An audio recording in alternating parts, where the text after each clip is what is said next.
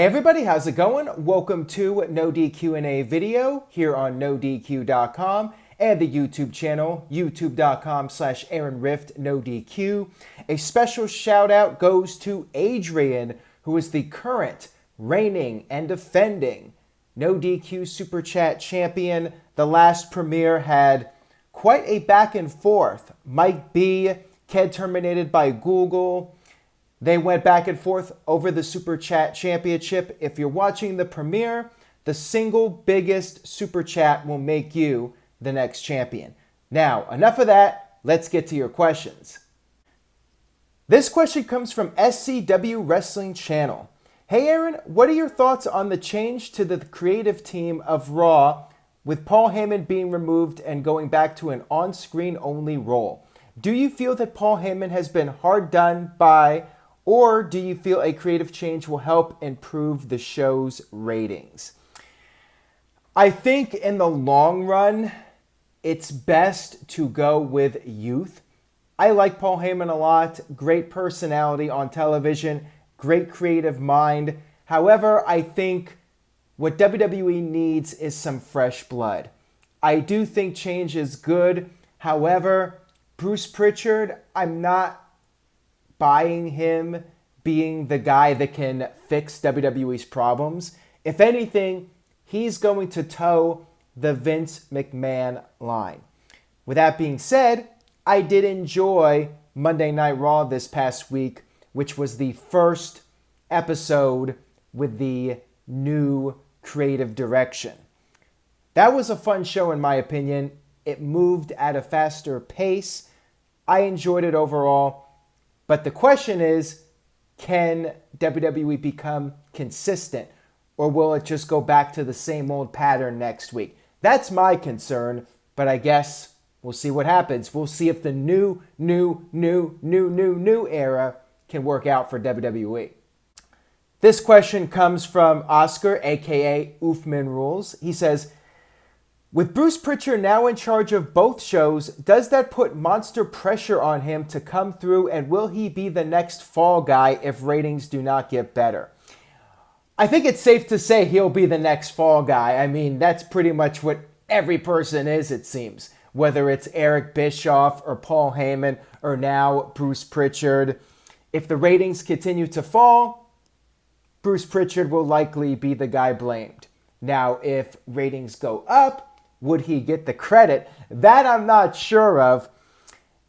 And the thing is, WWE will be looking for a quick fix instead of trying to look at the bigger picture, the bigger problem.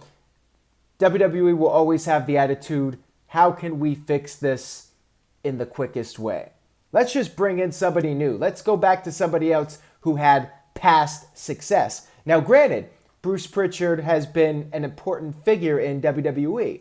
But what worked 15, 20 years ago might not work today. And I think that's part of the problem. And going back to that last question, why we really need a youth movement in WWE. Not just on screen, but behind the scenes as well. Some fresh blood, somebody who has a pulse on what the young audience wants. The 18 to 34-year-old demographic, what is appealing to them?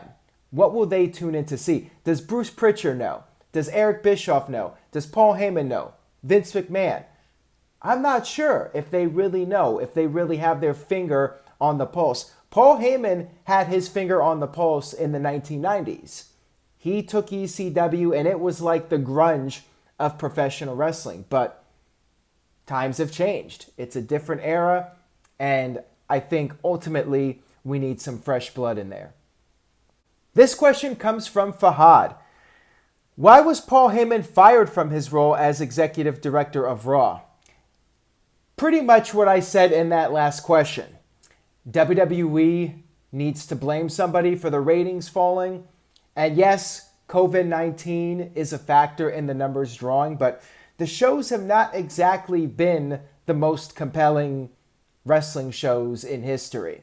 So whatever Paul Heyman is doing, it just wasn't connecting with the audience. Paul Heyman was reportedly trying to focus on younger talent. And I think that part of the problem is that, like I said, WWE is looking for a quick fix. Paul Heyman is trying to build people long term, but in that process, the numbers are not moving and the shows are not exciting enough because it's a slow process. It doesn't happen overnight. And WWE's like, we need to get these numbers up now. We need results now. Paul Heyman's not cutting it. We need to go with somebody else. And it just happens that it's a guy that has been with the company for many years. He is a Vince McMahon guy, and he'll produce the type of television that Vince McMahon wants. But again, is that what the audience wants? That remains to be seen. This question comes from TJS. Was the Rusev and Bobby Lashley and Lana Liv Morgan angle one of the most disappointing, underwhelming, and meaningless storylines in history? It did nothing for anyone involved, and no follow-up to the Liv and Lana love affair, and no closure for Rusev and Bobby either. I would agree, at least in recent years. All time, there have been some pretty disappointing storylines. That's the problem overall with WWE, is that they're really good at starting a storyline strong. Look at Nexus, for instance.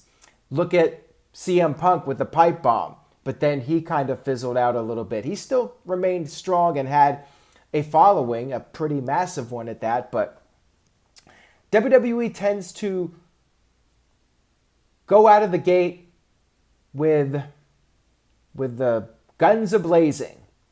Look at the Invasion, another angle that started strong but fizzled out. NWO WWE, ECW WWE. So there were a lot of significant ones over the years. This one, it just really didn't feel right. Rusev never got his happy ending, and he ended up being released from the company, and no real follow-up with Liv Morgan. She's been pretty much lost in the shuffle.